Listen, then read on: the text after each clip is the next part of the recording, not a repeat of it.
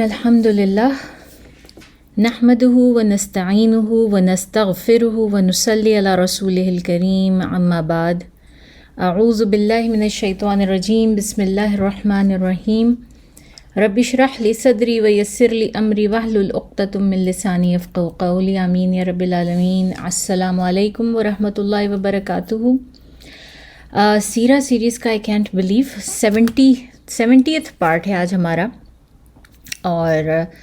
70ویں part کے ساتھ ہم شروع کر رہے ہیں، اور ہم بات کر رہے تھے ان تمام ایونٹس کی جو کہ احد کے بعد پیش آ رہے تھے پے در پہ، اور یہ بہت ہی انٹرسٹنگ سٹوریز تھیں۔ ان میں انڈیویجول سٹوریز تھیں صحابہ کرام کی، اور لاسٹ ویک ہم نے بات کی تھی خبیب رضی اللہ تعالیٰ عنہ کی۔ وہ اور ان کے ایک ساتھی زید بن داثنہ، ان دونوں کو جو ہے وہ پکڑ کے، یاد ہے آپ کو،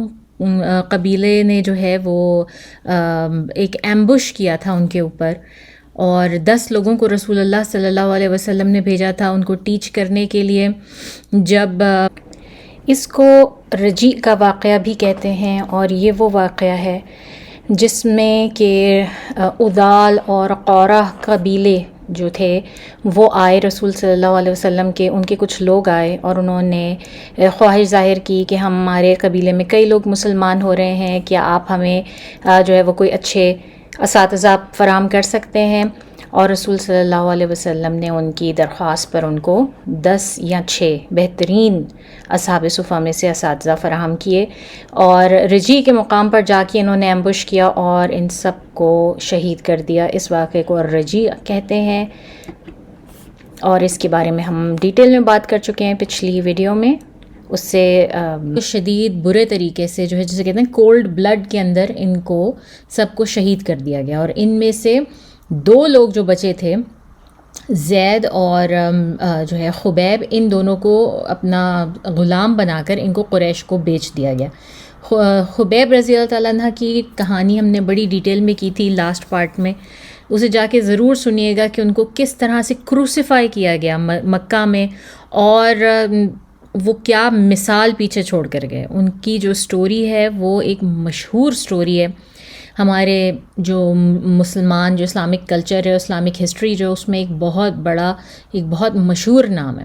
خبیب رضی اللہ تعالیٰ عنہ کا، کس طرح سے ان کو جو ہے وہ شہید کیا گیا، اور اس کے بعد ان کو شہید کرنے کے بعد ان کو کروسیفائی کر کے ان کو پول پر لٹکا کے ان کی لاش کو وہیں پہ چھوڑ دیا گیا، اور نہ صرف چھوڑا گیا بلکہ جو گارڈز انہوں نے لگا دیے کہ آتے جاتے کہ کوئی ان کو پتہ تھا کہ مسلمان جو ہے وہ ان کی جو باڈی ہے اس کو ریٹریو کرنے کی کوشش کریں گے، اس کو پراپر بیریل دینے کی کوشش کریں گے، اور کئی مسلمان ایسے بھی تھے جو کہ وہاں پر مکہ میں موجود تھے، جو کہ جنہوں نے اپنا اسلام چھپایا ہوا تھا، مگر کسی کی بھی ہمت نہیں پڑ رہی تھی کہ خبیب رضی اللہ تعالیٰ عنہ کی باڈی کو وہاں سے اتار کے اور ان کو پراپر بیریل دیا جاتا، ان کو جو ہے وہ دفنایا جاتا۔ دوسرے جو تھے وہ زید تھے، اور ہم نے کہا تھا کہ ہم وہاں پر ان کی سٹوری روک رہے ہیں کیونکہ ایک صحابی آئے اسپیسیفکلی جنہوں نے ان کی باڈی کو بیریل دیا، اور وہ ہم پوری کہانی ابھی دیکھیں گے تھوڑی سی دیر میں۔ دوسرے جو تھے وہ زید بن داثنہ جو ہے وہ، I don't know if I am saying the right name, تو دوسرے وہ تھے، اور ان کو خریدا تھا، یہ وہ تھے جو اس موب میں شامل تھے جس نے امیہ بن خلف کو مارا تھا۔ اب امیہ بن خلف کون تھا، پھر تھوڑا سا یاد کرتے ہیں۔ امیہ بن خلف وہ شخص تھا جس کے غلام تھے بلال بن ابی رباح رضی اللہ تعالیٰ عنہ، اور جب بلال بن رباح نے بدر کی جنگ میں جب امیہ بن خلف کو دیکھا، اور دیکھا عبد الرحمن بن عوف ان کو لے کر جا رہے ہیں اور ان کو غلام بنانا چاہ رہے ہیں، تو بلال نے کہا میرے ہوتے ہوئے یہ شخص غلام نہیں بنے گا، یہ تو رأس الکفر ہے، اور میں تو اس کو ماروں گا۔ اور بلال رضی اللہ تعالیٰ عنہ کے ساتھ جو ہے وہ ایک کافی زیادہ لوگ تھے ان کی طرح کے، جو کہ اکٹھے ہو کر ان سب نے ان کا ساتھ دیا، اور ان سب نے مل کر ان کو مارا، امیہ بن خلف کو مارا۔ تو زید رضی اللہ تعالیٰ عنہ جو تھے یہ بھی ان لوگوں میں شامل تھے جنہوں نے امیہ بن خلف کو مارا تھا۔ تو زید رضی اللہ تعالیٰ عنہ کو صفوان بن امیہ، جو بعد میں اسلام لے آتے ہیں لیکن اس وقت وہ بھی کافر ہی ہیں، امیہ بن خلف کے بیٹے صفوان بن امیہ، انہوں نے خریدا، اور انہوں نے جو ہے وہ کہا کہ جی ان کو مارا جائے گا، ان کو کیا جائے گا، اور وہی ہوا جس طرح انہوں نے خبیب رضی اللہ تعالیٰ عنہ کے ساتھ کیا کہ ان لوگوں نے ان 2 لوگوں کو خرید کر جو ہے ان کے مارنے کو ایک بڑا فیسٹیول سا بنا لیا کہ جی بہت بڑا کارنامہ انجام دیا ہے. کوئی انہوں نے خود سے پکڑا نہیں, کوئی کچھ نہیں کیا, انہوں نے خریدا جو ان قبیلوں سے جنہوں نے ان کو ایمبش کیا تھا, پکڑا تھا دھوکے سے, رسول صلی اللہ علیہ وسلم سے دھوکے سے بلوائے تھے. وہ پکڑنے کے بعد جو ہے انہوں نے صرف اور صرف خریدا اور مارنے کے لیے لیا, اور اس کا بھی انہوں نے پورا جناب ایسا فیسٹیول بنایا کہ سب کو دعوت دی, آؤ دیکھو ہم کس طرح مارتے ہیں, ہم کس طرح جو ہے وہ بدلہ لیں گے اپنے باپ دادا کا کہ ان لوگوں نے مارا تھا انہیں, اور ان کو ٹارچر کریں گے اور ان کو ماریں گے, اور کھانا بٹے گا اور کھانا کھایا جائے گا, اور جو ہے اور بڑا کچھ ہوگا. پورا ایک فیسٹیول بنا دیا نا, اس کو پورا ایک میلے کی روپ دے دیا. تو اب ظاہر ہے یہ جو صفوان بن امیہ تھے, انہوں نے اپنے والد کا بدلہ لینا تھا. مکہ والوں نے کیا کیا کہ زید رضی اللہ تعالیٰ عنہ کو بھی تنعیم میں لے گئے, اور انہوں نے بڑا اپنی طرف سے جسے کہتے ہیں نا ایک حرم کا پاس رکھا کہ جی مکہ تو حرم ہے, یہاں پر تو اندر کسی کو قتل نہیں کیا جا سکتا, مارا نہیں جا سکتا. تو وہ ان کو مکہ سے باہر تنعیم کے مقام پر لے گئے, اور وہاں پر ان کو جو ہے وہ مارا گیا. بہت سارے لوگ آئے دیکھنے کے لیے کہ کس طرح سے جو ان کو مارا جاتا ہے. اور ابو سفیان وہ بھی اس وقت مسلمان نہیں ہوئے تھے, تو وہ ابو سفیان نے جو ہے وہ زید سے آ کے پوچھا. اچھا, اور یہ بہت مشہور جو ہے وہ بات ہے جو میں کرنے جا رہی ہوں ابو سفیان والی, لیکن اس کے متعلق بھی یہ ہے کہ کچھ سٹوریز میں, کچھ ہسٹری کی بکس میں ہے کہ یہ خبیب کے ساتھ مکالمہ ہوا تھا ابو سفیان کا, اور کچھ میں ہے کہ یہ زید کے ساتھ ہوا تھا. تو بہرحال یا دونوں کے ساتھ ہوا تھا. تو ابو سفیان آیا اور اس نے پوچھا کہ مطلب اتنے پورے کراؤڈ کے سامنے جو ہے نا اس نے اپنا وہ ظاہر کرنے کی کوشش کی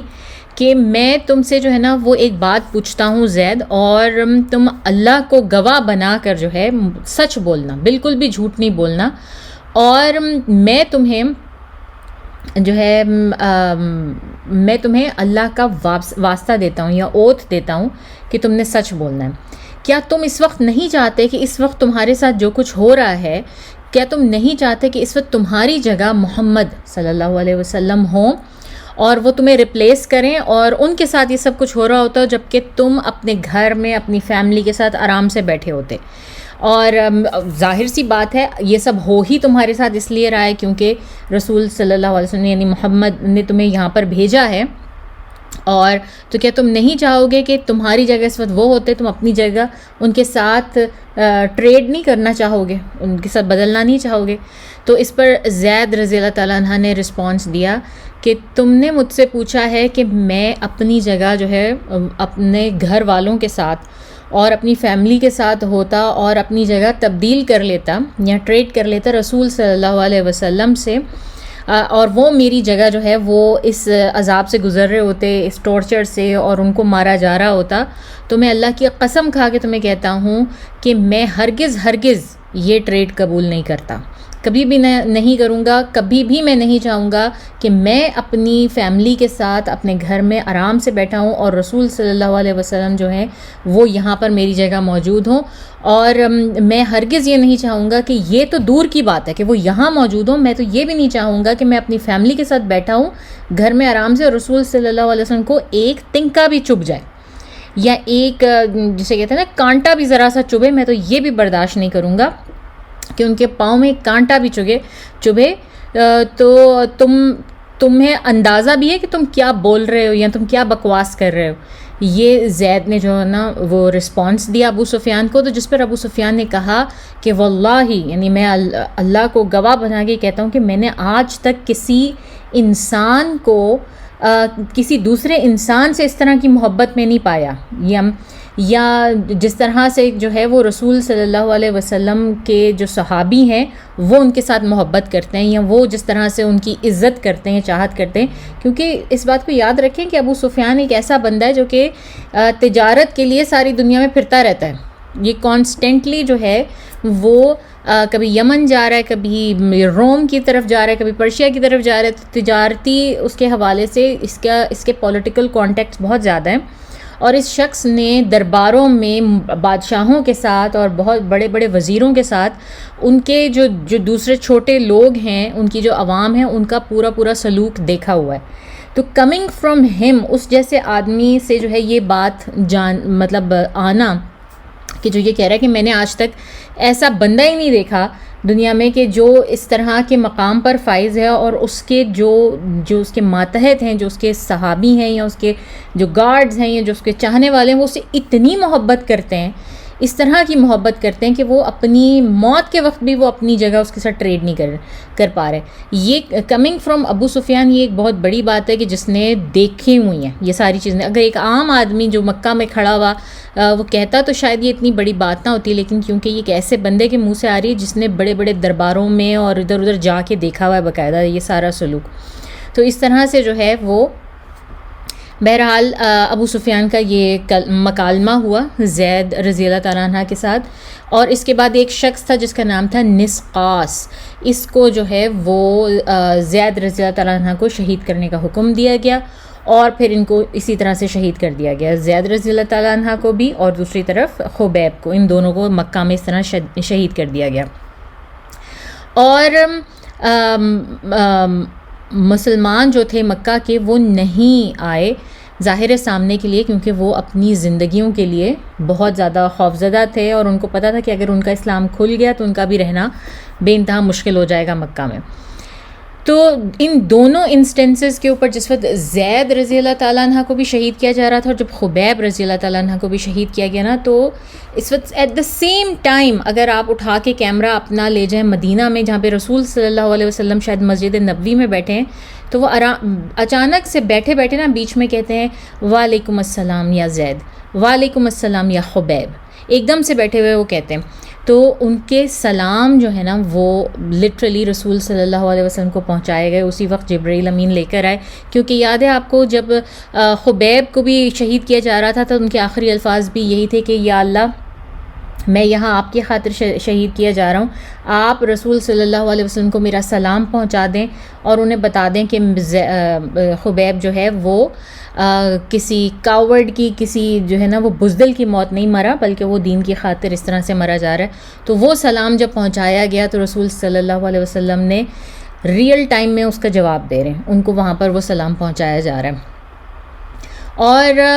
عمر ابن الخطاب رضی اللہ تعالیٰ عنہ کی جب خلافت کا دور تھا تو اس میں جو ہے وہ ایک صحابی تھے جن کا نام تھا سعد بن عامر، اور ان کو بلاد شام کا جو ہے نا وہ انچارج بنایا گیا یا گورنر بنایا انہوں نے، عمر بن خطاب رضی اللہ تعالیٰ عنہ نے. تو لوگ ان کے لیے جو ہے نا کمپلین لے کر آئے. ایک دفعہ کچھ لوگ آئے عمر بن خطاب کے پاس اور وہ کمپلین لے کر آئے کہ یا امیر المومنین، یہ آپ نے کس کو ہمارا جو ہے نا وہ گورنر بنا دیا ہے، یہ تو بیٹھے بیٹھے جو ہیں وہ بے ہوش ہو جاتے ہیں،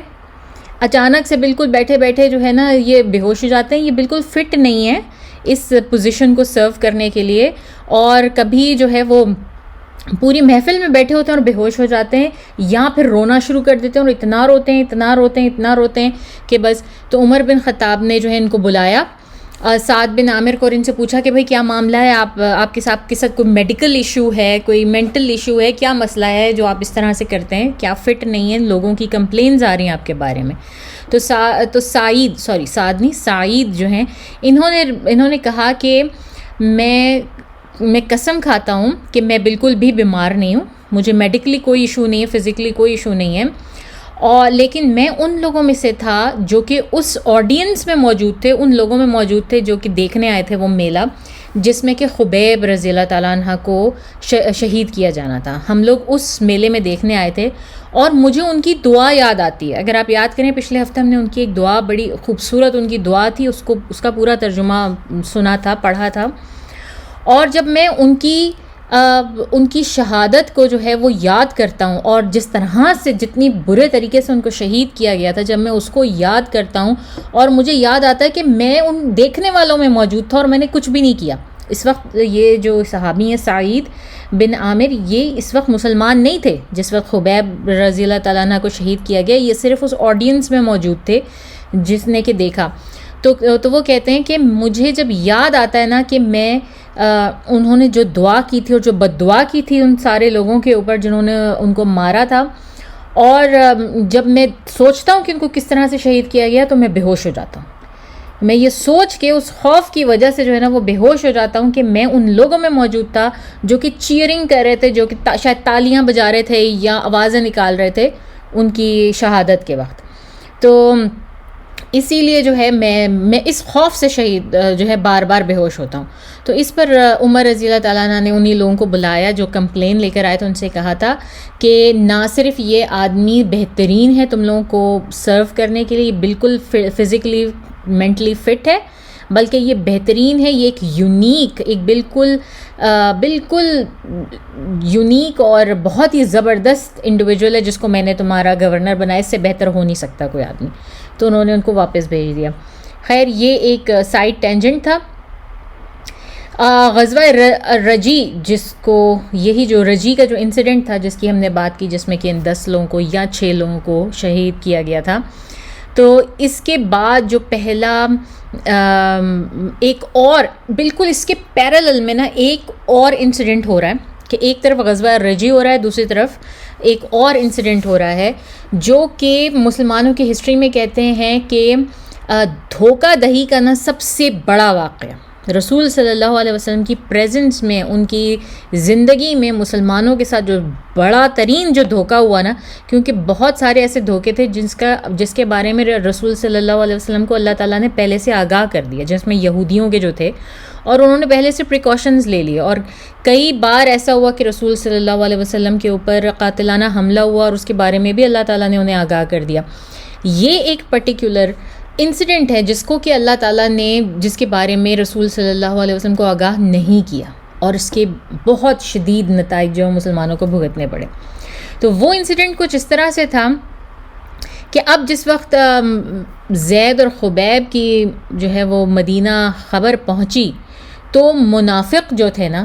انہوں نے بھی اپنے اصل رنگ دکھانے شروع کر دیے. جو مدینہ کے منافق تھے نا، انہوں نے اپنے اصل رنگ دکھانے شروع کر دیے، اور انہوں نے صحابہ کو ایک طرح سے نا ان کی موکنگ شروع کر دی، ان کا مذاق اڑانا شروع کر دیا، اور ان کو یہ کہنا شروع کر دیا کہ دیکھو یہ لوگ کتنے کوئی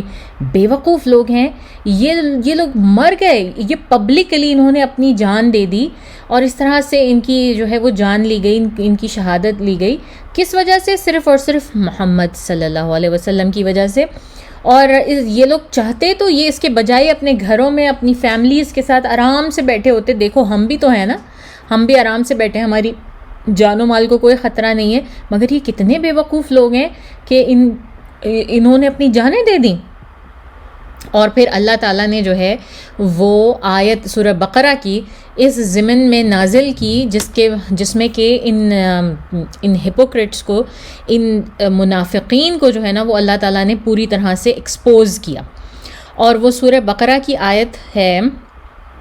204. اس میں اللہ تعالیٰ فرماتے ہیں بعض آدمی ایسے بھی ہیں کہ ان کی گفتگو جو محض دنیاوی غرض سے ہوتی ہے وہ بڑی مزیدار معلوم ہوتی ہے آپ کو، اور وہ اللہ تعالیٰ کو حاضر و ناظر بتاتا ہے اور اپنی ضمیر پر، حالانکہ وہ آپ کی مخالفت میں نہایت شدید ہے. یعنی کہ یہ منافقین کی جو ہے نا وہ اللہ تعالیٰ ایک ان کی جو سٹیٹ ہے نا اس کو ڈیفائن کر رہے ہیں کہ وہ کیسے بظاہر طور پہ نظر آتے ہیں کہ ان کی باتیں بڑی زبردست، بڑی اعلیٰ معلوم ہوتی ہیں، بڑی مزیدار معلوم ہوتی ہیں، اور وہ اللہ تعالیٰ کو حاضر و ناظر جان کے، یعنی کہ ان پہ قسمیں کھا کے جھوٹ بولتے ہیں، حالانکہ وہ آپ کی، رسول صلی اللہ علیہ وسلم کو بتایا جا رہا ہے کہ آپ کی نفرت میں انتہائی وہ شدت رکھتے ہیں. اور جب پیٹھ پھیرتا ہے تو اس دوڑ دھوپ میں پھرتا ہے کہ اس شہر میں فساد کرے، یہ کسی کھیت یا مویشی کو تلف کر دے، اور اللہ تعالیٰ فساد کو پسند نہیں فرماتے. اور پھر یہ کہ وہ بظاہر جو ہے وہ آپ سے باتیں کرتے ہیں، آپ کے سامنے بڑا میٹھا بنتے ہیں، لیکن جیسے ہی وہ آپ سے پیٹھ پھیرتے ہیں یا اپنی گیدرنگ میں جاتے ہیں تو ان کا اصل مقصد یہ ہوتا ہے کہ کس طرح لوگوں کے درمیان نفاق پیدا کریں، ان میں فساد ڈالیں، چاہے وہ ان کے کھیتوں میں یا مویشی جو ہوتے ہیں ان میں، وہ یعنی لوگوں کے مالوں میں، جانوں میں، ہر چیز میں یہ لوگ جو ہے فساد ڈالنے والے ہوتے ہیں، اور اللہ تعالیٰ فساد کو پسند نہیں فرماتے. اور پھر جب ان سے کوئی کہتا ہے کہ خدا کا خوف کرو تو نخوت اس کو اس گناہ پر آمادہ کر دیتی ہے. ایسے شخص کی کافی سزا جہنم ہے اور وہ بری آرام گاہ ہے. یعنی کہ جب ان کو کہا جاتا ہے کہ اللہ سے ڈرو اور تم یہ حرکتیں مت کرو جو تم کر رہے ہو. تو نخوت جو ان کی ایک انا ہے، جو ان کے اندر وہ خود پسندی ہے، اور یہ ہے کہ میں بہتر ہوں ان سے، مجھے زیادہ پتہ ہے، میری نالج بہت ہے، وہ نخوت پسندی ان کی کہتی ہے، وہ ان کو مزید اس گناہ پر آمادہ کرتی ہے، اور وہ مزید اور زیادہ وہ بڑھ جاتے ہیں اپنی ان حرکتوں میں. اور پھر اللہ تعالیٰ ظاہر بتا رہے ہیں کہ ان کی آرام گاہ جو ہے وہ صرف اور صرف جہنم ہے. اور اس طرح کے ہم کئی جو ہے نا وہ ٹاپکس دیکھتے ہیں قرآن میں. منافقین کے لیے بڑے ٹاپکس ہیں، زیادہ تر سورہ منافقون بھی ہے، لیکن سورہ بقرہ میں بھی ہے، کیونکہ وہ مدینہ میں ان پورے جو حالات ہیں اس وقت نازل ہو رہی ہے. اچھا جی، اب جو ہم جس دوسرے واقعے کی بات کر رہے تھے اس کو کہا جاتا ہے واقعہ تو بیر معونہ. بیر کہتے ہیں عربک میں ویل کو، کسی پانی کے کنویں کو کہتے ہیں. اور معونہ ظاہر وہاں پر ہر چیز کے نام تھے، ہر جگہ کا نام تھا، ہر ماؤنٹن کا نام تھا، تو انہوں نے ویلز کے بھی نام دیے ہوئے تھے. تو یہ جو انسیڈنٹ اب میں آپ کو بتانے جا رہی ہوں جو کہ بالکل پیرالل ہوا تھا، غزوہ الرجی کے بالکل ساتھ ہوا تھا، اس کو بیر معونہ کہتے ہیں. تو ہوا یوں جناب کہ نجد کا ایک اور جو ہے نا وہ چیفٹن وہ آیا، ایک بہت بڑا سردار نجد کا جو ہے وہ آیا مدینہ. اور نجد جو ہے وہ علاقہ ہے جس کو ناردرن عربیہ کہتے ہیں، جو مکہ، مدینہ اور بدر اور یہ سارے جو صدرن ایریاز ہیں، جو جنوبی علاقے ہیں عرب کے، ان سب کو جو ہے حجاز کہا جاتا تھا. اور جو اوپر کے علاقے ہیں، جو نارتھ کے علاقے ہیں، ان سب کو جو ہے وہ نجد کہا جاتا ہے. تو نجد جو ہے وہ بہت بڑا ایک عربیہ کا علاقہ ہے، اور جس میں جو ہے بہت سارے ٹرائبز، بہت بڑے بڑے مشہور اور جنگجو قسم کے ٹرائبز رہتے تھے. لیکن ان کا زیادہ مکہ اور مدینہ میں بہت زیادہ ان کا انفلوئنس نہیں تھا، آنا جانا نہیں تھا. ان کی ڈیلنگ زیادہ تر رومن پرشین امپائرز جو تھیں، کیونکہ بارڈر کے ساتھ لگتے تھے، ان کے ساتھ ہوتی تھیں. تو یہ اس کے حساب سے تھے. اور یہ بہت زیادہ بدو قسم کے، بہت ہی ان میں جہالت بہت زیادہ تھی، بہت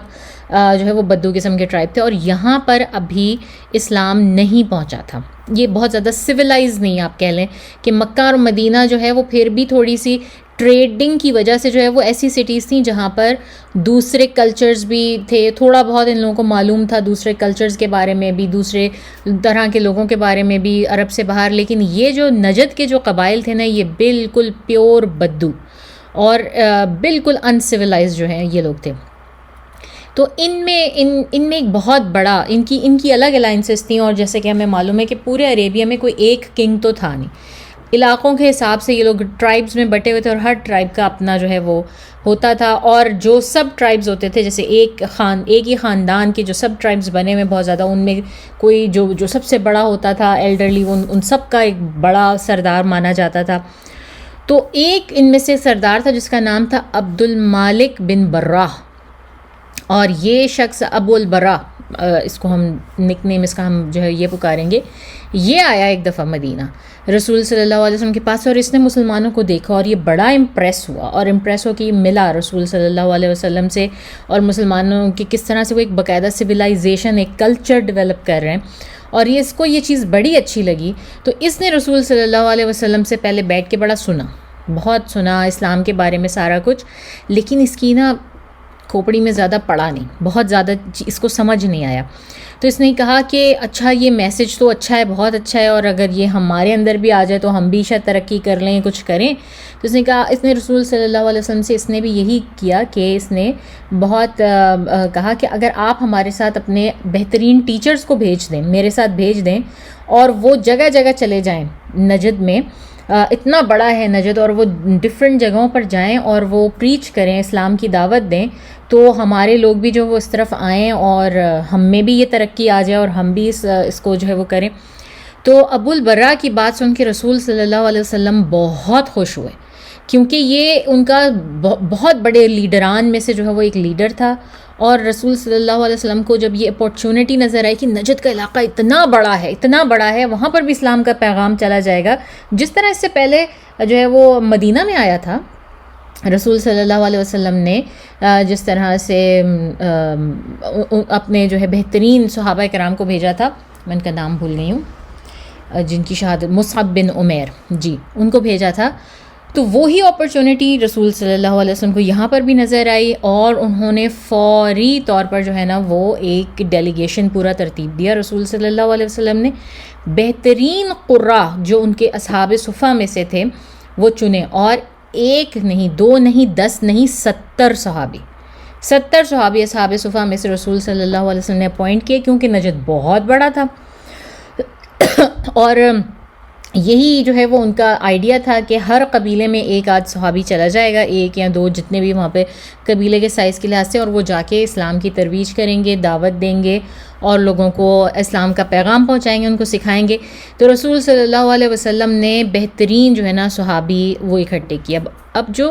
اصحاب صفہ کے جو صحابی تھے نا وہ عام لوگ نہیں تھے. انہوں نے زندگی کا مقصد صرف اور صرف دین لرن کرنا اور رسول صلی اللہ علیہ وسلم کی صحبت میں دن رات رہنا. ان بیچاروں کا اس سے بھی کوئی تعلق نہیں تھا کہ کمانا ہے، کھانا ہے، پکانا ہے، گھر بنانا ہے، فیملی بنانی ہے. وہ یہ بھی نہیں کرتے تھے، وہ وہیں رہتے تھے. اور جو ہے جب ان کو کچھ راشن کی کسی چیز کی حاجت پیش آ جاتی تھی تو وہ کبھی جا کے باہر مدینہ سے باہر کبھی لکڑیاں اکٹھی کر کے وہ بیچ دیتے تھے لوگوں کو، اس سے تھوڑا بہت ان کو پیسے مل جاتے تھے. نہیں تو رات کے وقت وہ ان کے مشکیزیں بھرتے تھے، ان کی جو پانی کے برتن ہوتے تھے وہ بھر کے لا کے دیتے تھے. مطلب یہ اصحاب صفہ جو ہے وہ یہ کرتے تھے. اور پھر لوگ ان کو جو کھانا پانی جو دیتے تھے، جو صدقہ خیرات، وہ اس کے اوپر لٹرلی رہتے تھے. اور ان کا کام سوائے اس کے کہ وہ جیسے جیسے قرآن نازل ہو رہا تھا اس کو یاد کر رہے تھے اور آگے بس پڑھ رہے تھے اور آگے پڑھا رہے تھے اور سمجھا رہے تھے. اس کے علاوہ ان کا کوئی کام نہیں تھا. یعنی بہت اسپیشل لوگ تھے اصحاب صفہ کے. ان کو جو ہے نا وہ ان کو رسول صلی اللہ علیہ وسلم نے اپوائنٹ کیا. رسول صلی اللہ علیہ وسلم پہلے جو ہے وہ تھوڑے سے ہیزیٹنٹ تھے. وہ نہیں جو ہے وہ چاہ رہے تھے بھیجنا ان کو، اور وہ تھوڑے سے گھبرا رہے تھے. یعنی ان کی چھٹی حص ان کو رسول صلی اللہ علیہ وسلم کو بھی بتا رہی تھی کہ یہ کچھ پرابلم بھی ہو سکتا ہے. لیکن جو ہے یہ جو سردار تھا اس نے آ کے کہا کہ بھائی آپ کو کس بات کی پرابلم ہے، میں گارنٹی دے رہا ہوں آپ کو، اور میں وہاں کے سب سے بڑے ترین سرداروں میں سے ہوں کہ ان سب کی جو پروٹیکشن ہے وہ میرے انڈر ہے. اور ہم کو پتہ ہے، اور بار بار ہم یہ بات بھی دہرا چکے ہیں کہ وہاں کا سسٹم ہی ایسا تھا کہ اگر جو ہے وہ کسی ایک سردار نے کسی شخص کو پناہ دے دی ہے، ایک طرح سے ویزا دے دیا ہے، تو باقی سب کے اوپر لازم ہو جاتا تھا کہ وہ اس کی مطلب وہ اس کو ہاتھ نہیں لگا سکتے، وہ اس کو کچھ نہیں کہہ سکتے جب تک کہ وہ شخص خود اپنی پناہ واپس نہ لے لے. تو وہ شخص پورا کمپلیٹلی پروٹیکٹڈ محسوس کیا جاتا تھا جس کی بیک کے اوپر، یا جس کے لیے اعلانیہ کوئی سردار یا کوئی شخص اس قبیلے کا جو ہے وہ کہہ دے کہ یہ میری پروٹیکشن کے اندر ہے. جس طرح رسول صلی اللہ علیہ وسلم نے پروٹیکشن لی تھی عدی کی جس وقت وہ طائف سے مدینہ واپس آئے تھے. اس وقت انہوں نے اپنے چچا ابو طالب کی ڈیتھ کے بعد جو ہے وہ انہوں نے مطعم بن عدی کی پروٹیکشن لی تھی مکہ میں رہنے کے لیے. اسی طرح بالکل وہی والی چیز تھی. تو رسول صلی اللہ علیہ وسلم سمہاؤ پھر وہ تیار ہو گئے ان 70 لوگوں کو بھیجنے کے لیے. اب بات یہ تھی کہ اس شخص نے، یہ تو مسلمانوں کا ہمدرد تھا، اس کو اسلام سمجھ میں آ رہا تھا اور یہ چاہ رہا تھا کہ اسلام کا کلچر، سویلائزیشن اس کے علاقے میں بھی پھیلے، ترویج جو ہے وہ ہو جائے اس کی. لیکن اس شخص کو یہ نہیں معلوم تھا کہ اس کے انڈر جو سب ٹرائب جو قبیلے ہیں، ان کے جو سرداران ہیں وہ اپنے دل میں مسلمانوں کے خلاف بہت زیادہ بغض رکھتے ہیں. بہت زیادہ انہوں نے جو ہے وہ اپنے دل میں دشمنی پالی ہوئی ہے. اور ان میں سب سے بڑھ کر اسی شخص کا، یہ ابو البرا جو ہے نا، اس کا ایک نیفیو تھا، شاید اس کا بھتیجا یا بھانجا، ان میں سے تھا جس نے بہت زیادہ جو ہے نا وہ اپنے دل میں مسلمانوں کے خلاف بغض رکھا ہوا تھا. تو رسول صلی اللہ علیہ وسلم نے ان 70 لوگوں کا ایک وفد تیار کیا، اور ان کی جو کمان ہے نا وہ انس بن مالک کے انکل تھے.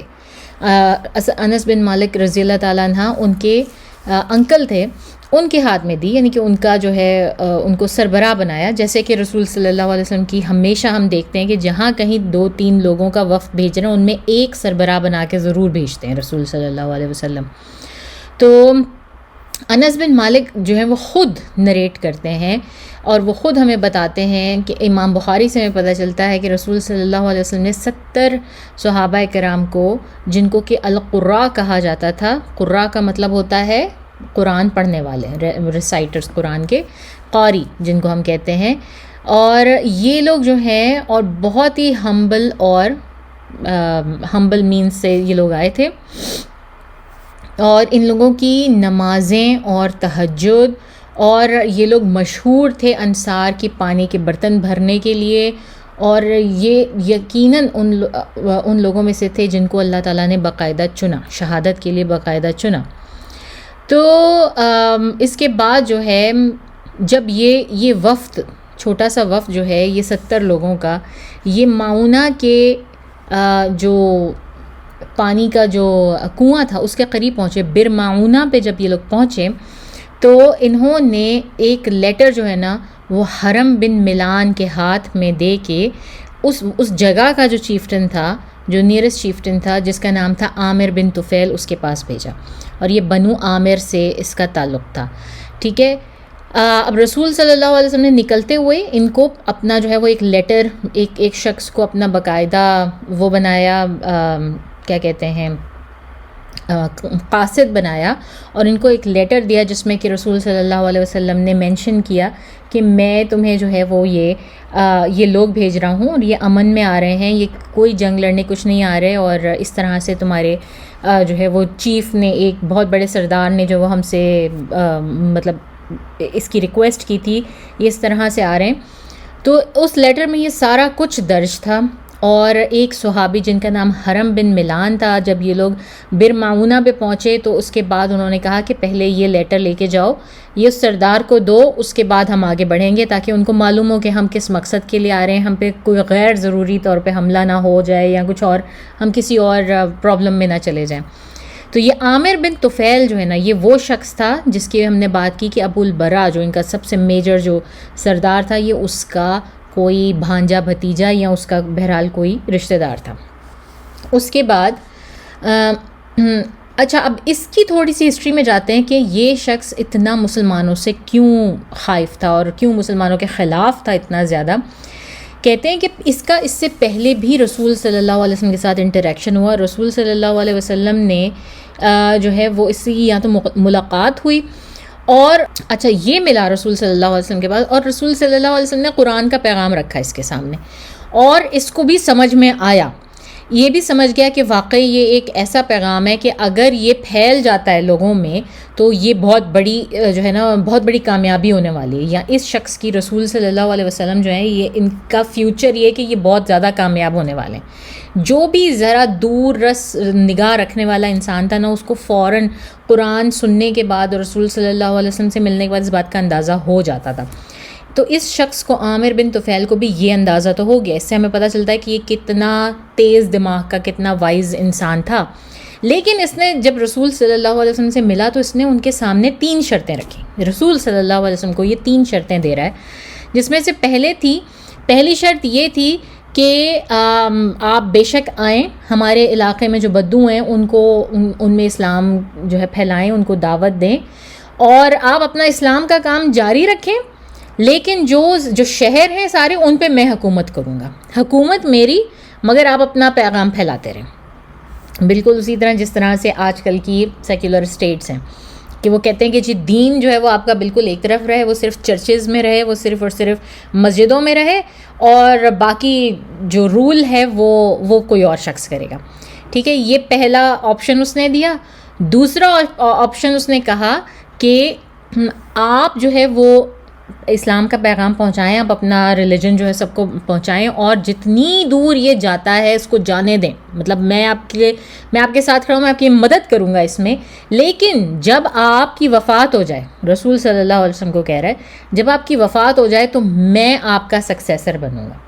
یعنی آپ مجھے نامزد کریں گے اپنے بعد کہ میں اس کے بعد ان تمام ایریاز پہ میری حکومت ہوگی اور سب میرا حکم مانیں گے، اور بیسکلی پورا اسلام، یعنی کہ آپ اپنی ایون پروفٹ ہوڈ بھی مجھے دے دیں گے.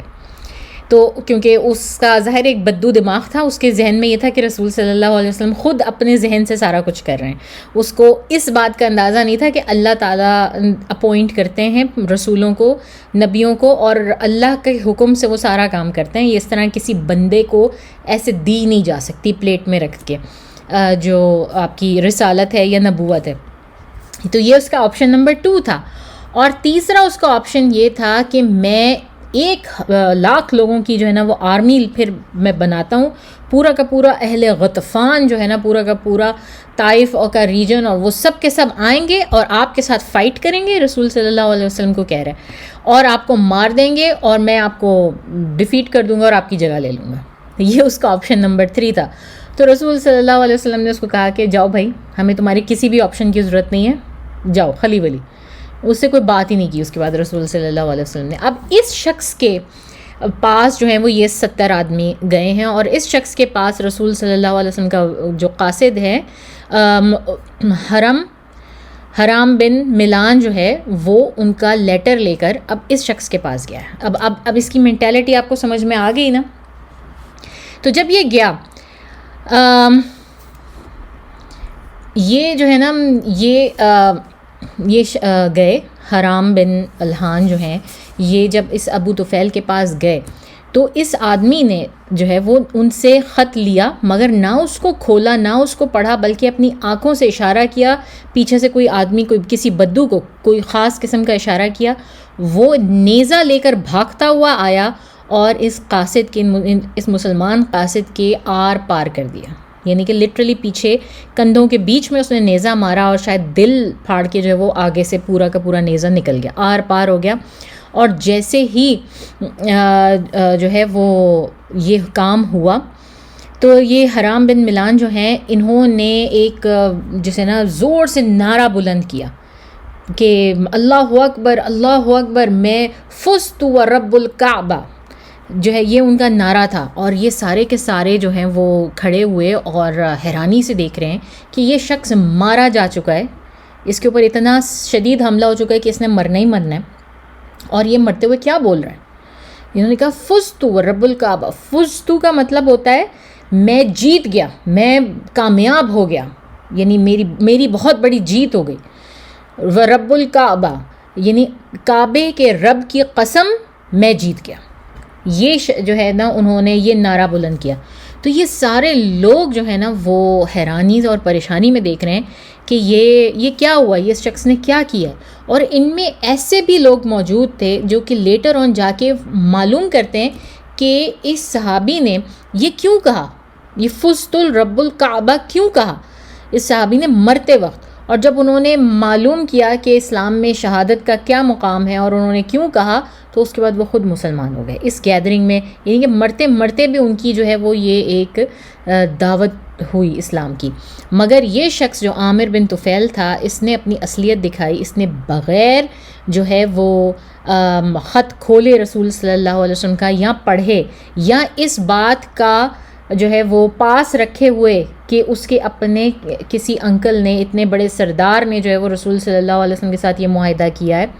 اور ان کے کہنے پر جو ہے وہ یہ لوگ بلائے گئے ہیں. اس نے کسی بات کا دھیان نہیں رکھا اور اس نے رسول صلی اللہ علیہ وسلم کے قاصد کو اس طرح کولڈ بلڈ میں شہید کر دیا. اور یہ اس وقت بھی بہت بری بات سمجھی جاتی تھی، کیونکہ چاہے دنیا کا کوئی بھی جو ہے وہ کتنا بھی برا قسم کا حاکم ہونا، لیکن قاصدوں کو مارنے کا رواج کہیں نہیں تھا. قاصد کو مارنے کا مطلب ہوتا تھا جنگ، اعلان جنگ.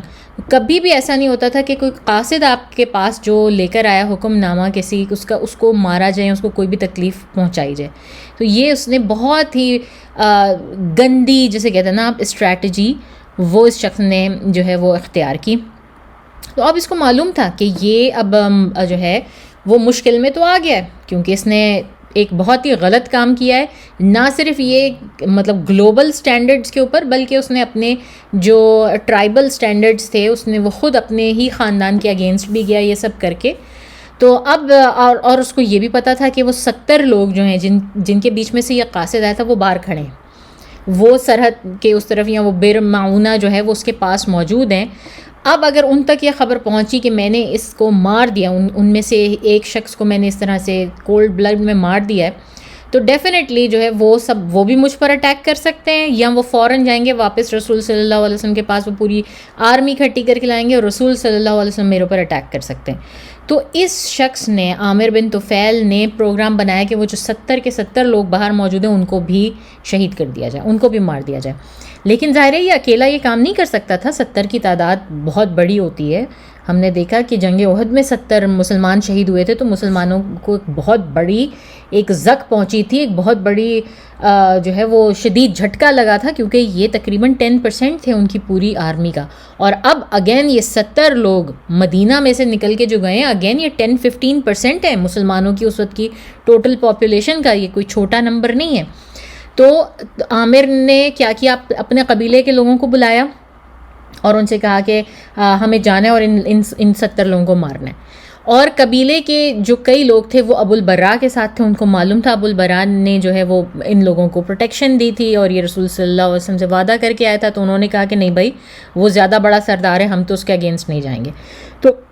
آدھا قبیلہ ایک طرح سے جو ہے نا وہ ابو البراء کی طرف ہو گیا، آدھا قبیلہ یہ عامر بن طفیل کی طرف ہو گیا. تو پھر اس نے یہ کیا کہ یہ ارد گرد کے قبیلوں کے پاس گیا، ان کو بھڑکانا شروع کیا اور ان سے مدد مانگی کہ مجھے ایسے جنگجو چاہیے کہ جو میں جا کے جو ہے نا وہ ان کے اوپر حملہ کروں اور ان کو ختم کر دوں، جو مسلمان باہر کریں. تو جو سب ٹرائبس تھے، جس طرح ہمیں معلوم ہے نا کہ بنی عبد المناف بہت بڑا ٹرائب تھا، اور اس کے بعد قریش بن قلاب، قصی بن قلاب، اور یہ سارے کے سارے جو وہ سب ٹرائبس تھے قریش کے بھی بہت بڑے قبیلے کے. اسی طرح سے اب یہ ان کے جو سب ٹرائبس تھے نا، ان میں عاصیہ، رعل، قطار، زکوان، یہ بنو سلیم جو ہے نا یہ بڑا قبیلہ ہے عامر بن طفیل کو، اور یہ سارے سب ٹرائبز ہیں اس کی. یہ آپ کہہ لیں کہ فیملی، ایک فیملی سے ایک ٹرائب بنا ہوا ہے، عاصیہ، رعل، قطار اور زکوان. تو یہ لوگ جو ہے نا ان کے لوگ تیار ہو گئے، ان میں سے کئی لوگ تیار ہو گئے اس کا ساتھ دینے کے لیے عامر بن طفیل کا. اور اس نے ایک باقاعدہ ایک آرمی سی 400-500 لوگوں کی پتہ نہیں کتنی اس نے جو ہے وہ ایک آرمی کھٹی کر لی، اور اس نے برمعونہ کی طرف چارج کیا اور وہاں جا کے ان 70 صحابہ کو جو ہے وہ گھیر لیا. اور وہاں پر جو ہے جانے کے بعد اس شخص نے جو ہے مسلمان جو ہے انہوں نے اپنے آپ کو ان 70 صحابہ نے اپنے آپ کو ڈیفینڈ کرنے کی کوشش کی، مگر وہ تو اس نیت سے گئے ہی نہیں تھے کہ انہیں لڑنا جھگڑنا، وہ تو پڑھنے پڑھانے کے لیے اور اسلام کی ترویج کے لیے گئے تھے. تو ان کے پاس بہت زیادہ ویپنز بھی نہیں تھے، اور وہ پہلے ہی بہت غریب غربا میں آتے تھے، تو وہ ان کے پاس ویسے ہی ویپنز نہیں تھے، اور پھر وہ اس حالت میں پھنس گئے تھے. لیکن جس طرح بھی تھا انہوں نے ان کے پاس جو کچھ بھی تھا اس سے انہوں نے اپنے آپ کو ڈیفینڈ کرنے کی کوشش کی. لیکن ظاہر ہے وہ اتنے 400-500 لوگ اگر ان کے سامنے آ جائیں تو 70 لوگ ان کا کیا مقابلہ کر سکتے تھے. بہرحال یہ سب کے سب لوگ جو ہیں وہ شہید ہوئے. یہ 70 میں سے 67 لوگ جو ہے نا وہ موقع پر شہید ہوتے ہیں، 3 لوگ بچ جاتے ہیں، جن میں سے ایک شخص ایسے ہیں کعب بن زید، جو کہ زخمی ہو کے گرتے ہیں اور ان کے اوپر لیفٹ رائٹ سارے کے سارے مسلمانوں کی لاشیں گرنی شروع ہو جاتی ہیں، اور یہ گر کے بے ہوش ہو جاتے ہیں اور ان کو پتہ نہیں چلتا. لیکن ان کے اوپر اتنے مسلمانوں کی لاشیں گرتی ہیں کہ پھر ان کی طرف دھیان نہیں جاتا کسی کا کہ یہ شخص مرا ہے یا نہیں مرا. تو یہ ان کے لاشوں کے نیچے جو ہے بے ہوشی کی حالت میں پڑے رہتے ہیں، تو ان کے بارے میں کسی کو پتہ نہیں چلتا. ایک یہ شخص ہے کعب بن زید. ان کے علاوہ جو ہیں 2 اور ایسے صحابی ہیں جو کہ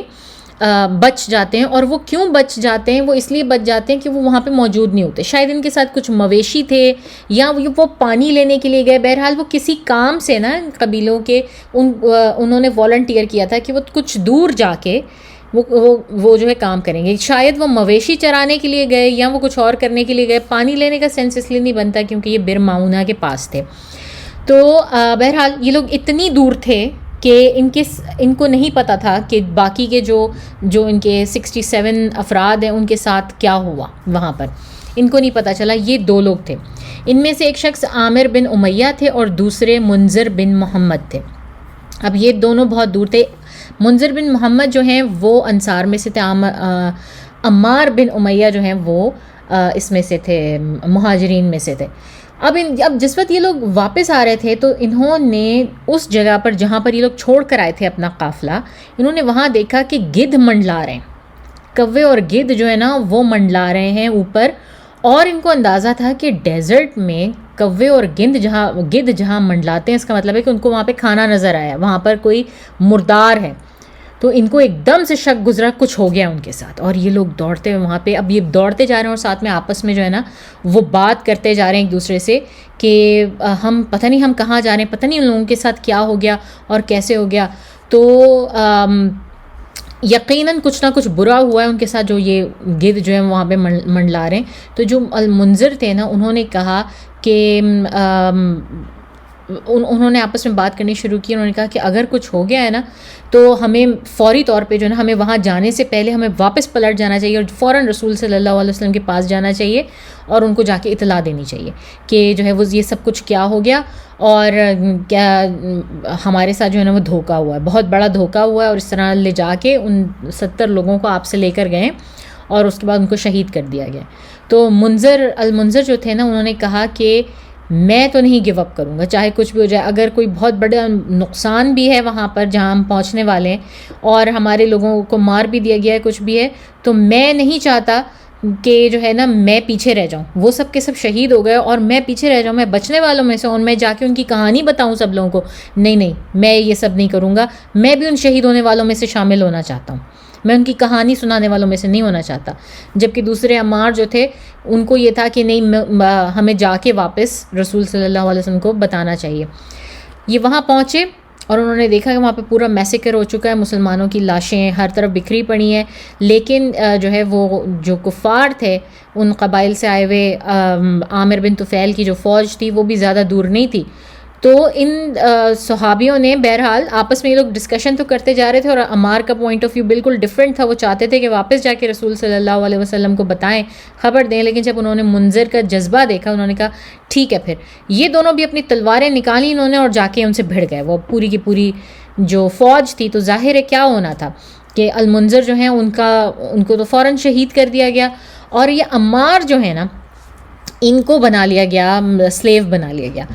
اب سلیو بنا کے قریب تھا کہ ان کو بھی شہید کر ہی دیا جاتا. لیکن یہ جو عامر بن طفیل تھا نا، کہتے ہیں کہ اس نے جو ہے نا وہ اس کی ماں نے نظر مانی ہوئی تھی کہ اس نے کوئی ایک گردن آزاد کرنی ہے. جس طرح پہلے وہ نظریں مانتے تھے اور سارا کچھ کرتے کہ بھئی میرا یہ فلانا کام ہو جائے تو میں اس کے بدلے میں یہ کروں گی. آج بھی ہم لوگ کرتے ہیں، ہم اتنے نفل پڑھیں گے، ہم فلانی دیگ چڑھا دیں گے، ہم یہ کر دیں گے. تو اس وقت بھی اس کی ماں نے ایک نظر مانی ہوئی تھی کہ اگر میرا کام کوئی کام جو ہے وہ میرا ہو گیا تو میں ایک غلام آزاد کروں گی. تو یہ جو تھا عامر بن طفیل جو تھا، اس کو یاد تھی یہ بات. تو اس نے جو ایک واحد پوری اس 70 لوگوں کے وفد میں سے جو شخص پکڑا وہ عمار تھے، عمار رضی اللہ تعالیٰ عنہ. اور ان کو پکڑا اور اس کے بعد ان کا سر شیو کیا اور ان کو یہ کہہ کے آزاد کر دیا کہ یہ میں نے اپنی ماں کی نظر کے طور پہ جو ہے نا وہ تمہیں آزاد کر دیا. اس نے جو نظر مانی ہوئی تھی. اب ظاہر ہے عمار بن امیہ جو ہے وہ رسول صلی اللہ علیہ وسلم کی طرف پلٹے. آپ دیکھیں کہ اللہ تعالیٰ نے جس صحابی کی نیت تھی کہ ان کو شہید ہونا ہے، ان کو شہادت مل گئی. جس صحابی کی نیت تھی کہ وہ واپس جا کے رسول صلی اللہ علیہ وسلم کو اطلاع دیں، ان کی بھی نیت پوری ہو گئی. اللہ تعالیٰ نے نیت دونوں کی پوری کی. جب یہ واپس جا رہے تھے عمار، تو رستے میں ان کو جو ہے وہ 2 شخص نظر آئے اور وہ 2 شخص واپس آ رہے تھے مدینہ سے. اور انہوں نے جو ہے نا وہ عمار رضی اللہ تعالیٰ عنہ نے ان سے پوچھا. اب آپ اس بات کو ذہن میں رکھیں کتنے بڑے ٹراما سے نکل کر آ رہے ہیں. ان کے سامنے ان کے 70 صحابی جو ہیں وہ شہید ہوئے ہیں اور اتنے کولڈ بلڈ میں، اور اس طرح ان کا سر شیو کر کے ان کو غلام بنا کے اس کے بعد ان کو چھوڑا گیا ہے اس طرح سے. تو یہ ایک شدید ٹراما میں ایک وینجنس ان کے اندر تھا، ان کو بدلہ لینے کا بھی تھا اور یہ غم و غصے میں بھی تھے، سارا کچھ تھا. انہوں نے ان لوگوں سے پوچھا کہ کہاں سے آ رہے ہو، تو ان کو پتہ چلا کہ یہ دونوں شخص جو واپس آ رہے ہیں مدینہ سے، یہ اسی عامر بن طفیل کے قبیلے کے. تو اب جیسے ہی ان کو پتہ چلا، انہوں نے کہا انہوں نے بھی وہی کرنا ہے. اگر اس کو پتہ چل گیا میں کون ہوں، تو انہوں نے موقع غنیمت جانا اور کسی طرح سے ان دونوں کو مار دیا، ان دونوں آدمیوں کو مار دیا. جب ان کو مارنے کے بعد ان کی تلاشی لی تو ان کے پاکٹس میں سے نا ایک خط نکلا جو کہ رسول صلی اللہ علیہ وسلم کی طرف سے تھا، کہ رسول صلی اللہ علیہ وسلم سے ان دونوں اشخاص نے اسپیشلی امان مانگی ہوئی تھی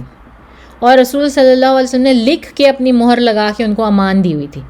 تو اب ان کو اندازہ ہوا کہ ہائے ہائے یہ تو میں نے بڑا غلط کام کر دیا، میں نے تو رسول صلی اللہ علیہ وسلم کی امان دیے ہوئے 2 لوگوں کو خامخواہی میں مار ڈالا، جسٹ بیکاز کہ وہ اسی قبیلے سے تھے جس سے عامر بن طفیل تھا.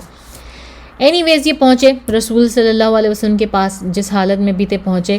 کہتے ہیں کہ الواقدی جو ہے نا وہ کہتے ہیں کہ یہ عمار اور جو الرجی کے واقعے کی جو ہے وہ اطلاع رسول صلی اللہ علیہ وسلم کو آگے پیچھے ایک ساتھ ہی ملی. یہ دونوں، یعنی کہ 80 کے قریب مسلمان جو ہے وہ شہید ہو گئے، صرف اور صرف اس وجہ سے کہ ان کو دھوکے سے جو ہے وہ ان کو لے کے جایا گیا، کوئی لڑائی نہیں اس میں، کوئی وہ نہیں. اور رسول صلی اللہ علیہ وسلم کو اس کا اتنا دکھ تھا، اتنا دکھ ان 80 لوگوں کے شہید ہونے کا، کیونکہ ابھی احد گزری اور ابھی احد کی شہداء کا ہی دکھ اور غم جو ہے وہ ختم نہیں ہوا، اور فوراً اس کے بعد جو ہے وہ یہ اتنے بڑے بڑے 2 واقعات، الرجی اور یہ بئر معونہ کے 2 ہو گئے. اور رسول صلی اللہ علیہ وسلم کو اس کا جو دکھ تھا نا، اس کا انہوں نے کس طرح سے اظہار کیا، اور یہ ہمارے لیے بھی ایک لرننگ کی چیز ہے کہ جب بہت زیادہ شدید دکھ میں ہو تو وہ کیا کیا رسول صلی اللہ علیہ وسلم نے.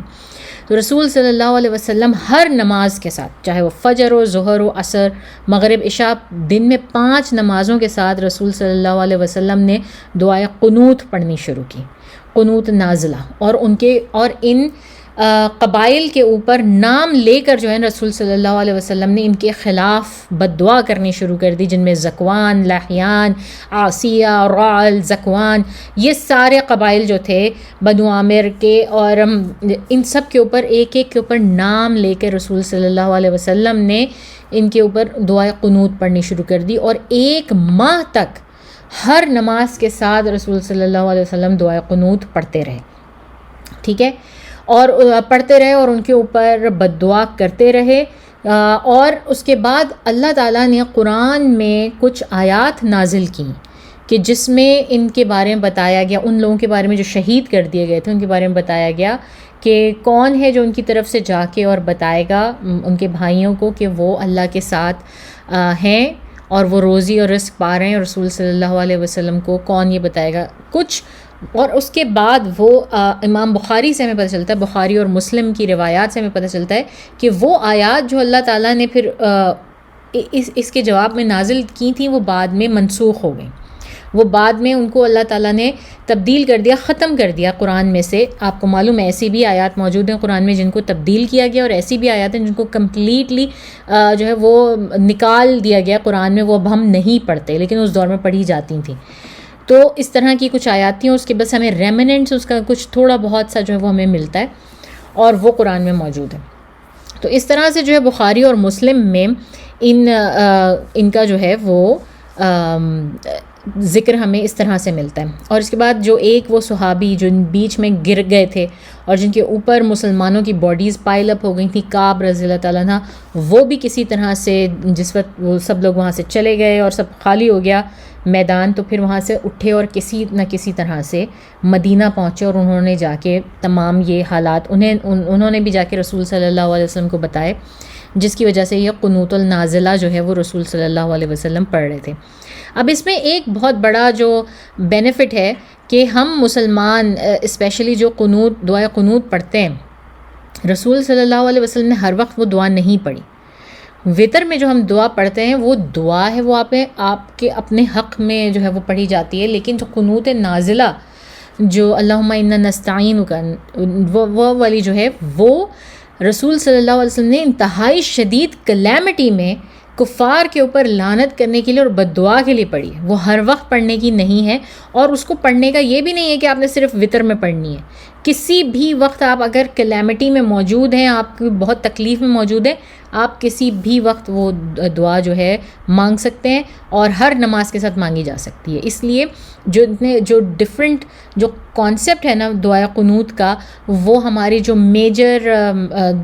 جو ریلیجنز ہیں ہمارے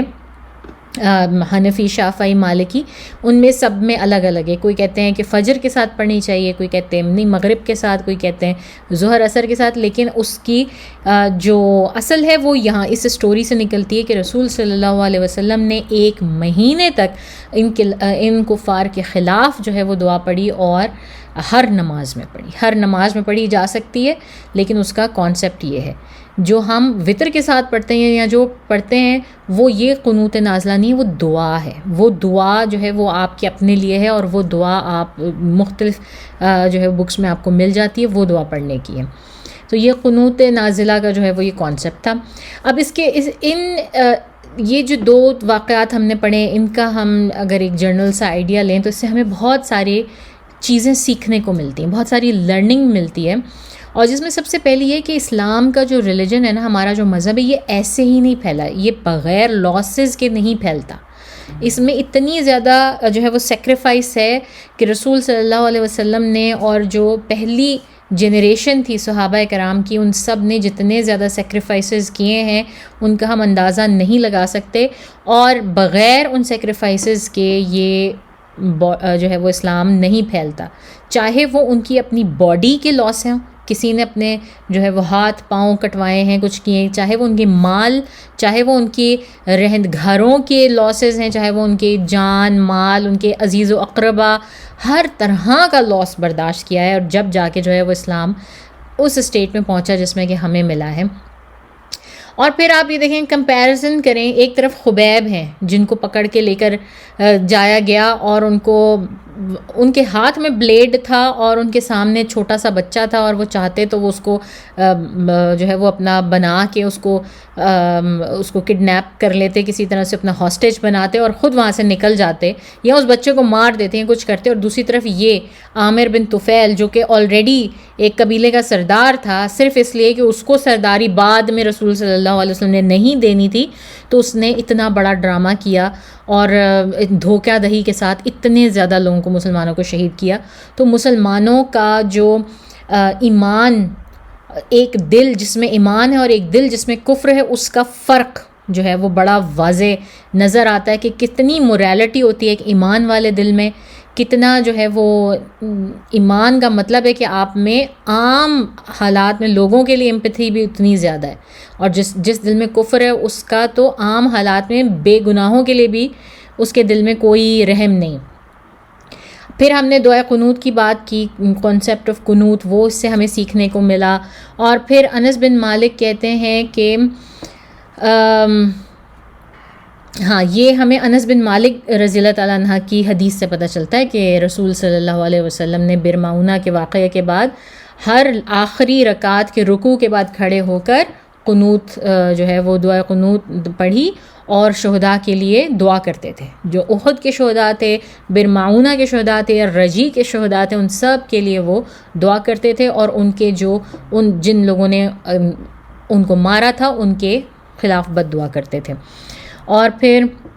یہ کہ سب سے بڑی چیز جو ہمیں سیکھنے کو ملتی ہے نا اس سارے واقعے سے، وہ یہ کہ رسول صلی اللہ علیہ وسلم کو انکنڈیشنل علم الغیب نہیں تھا.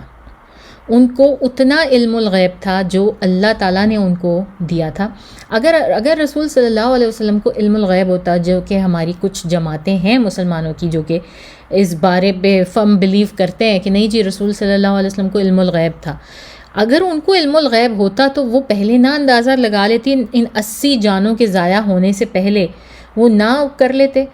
رسول صلی اللہ علیہ وسلم کی یہ سب سے بڑی جو ہے نا وہ آپ کہہ لیں شہادت ہے کہ رسول صلی اللہ علیہ وسلم ایک انسان تھے، لیکن وہ ہم سب انسانوں سے بڑھ کر بہتر تھے. ان کو علم الغیب اتنا تھا جتنا کہ اللہ تعالیٰ انہیں بتاتے تھے. ڈیفینیٹلی وہ اسراء والمعراج کی جرنی پر گئے، انہوں نے اللہ تعالیٰ کو حجاب کے پیچھے سے دیکھا، انہوں نے